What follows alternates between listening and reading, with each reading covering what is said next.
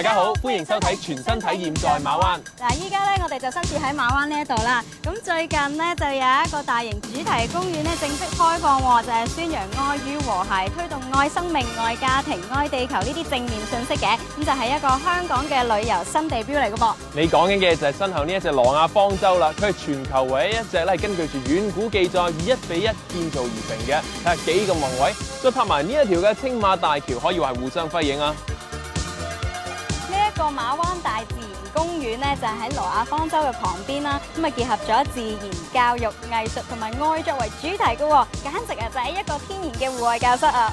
點知啊，呢度綠樹林蔭，喺有小橋流水，仲保留咗咧幾千棵嘅原生樹木。咁優質嘅環境底下，的確令人心曠神怡，亦都有洗滌煩囂嘅感覺啊！呢7幅色彩繽紛嘅牆壁係由10位意大利藝術家專程嚟香港繪畫嘅，代表住唔同嘅愛。只要企喺特定嘅位置，望左邊同右邊，都會睇到14幅截然不同嘅圖畫㗎。而我就對再生能源基地有興趣啦。呢個基地同本地大學合作，以太陽能、水力同埋風力等再生能源發電，既應用喺部分公園設施，亦都可以推廣愛護地球嘅信息㗎。至於對考古有興趣嘅朋友，就唔可以錯過古蹟館啦。當中擺放咗好多馬灣嘅出土文物，有唐代呼窯同清代磚窯，仲有新石器時代晚期嘅馬灣人體仿製復原像。佢哋喺97年被發現，當年被評選為全國10大考古新發現。而家一次過睇晒，簡直好似上咗歷史堂咁啊！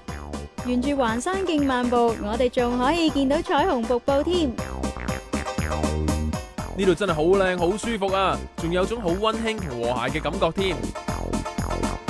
呢個位於公園最高點嘅瞭望台就更加係影相靚位啦！你睇下呢隻大鳥似唔似喺度振翅高飛，想將愛同和平嘅信息傳開去呢？咁呢個二中園種植咗好多唔同品種嘅花，喺花團錦簇嘅氣氛之下，同情人一齊走過呢條迂迴而甜蜜嘅小徑，好浪漫啊！呢度仲可以搞婚禮添，一對新人喺呢度註冊同開 party， 真係非常之幸福啊！其實除咗公園之外，公園對面嘅挪亞方舟咧都有地方俾新人舉行婚禮㗎。我知你講嘅就係呢個容納到600人嘅大禮堂啊嘛，配套設施一流啊，仲可以喺度擺酒添。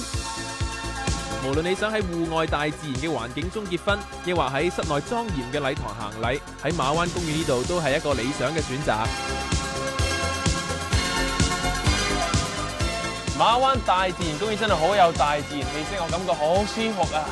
今集節目時間差唔多啦，下一集咧將會介紹馬灣挪亞方舟嘅其他景點㗎喎，拜拜。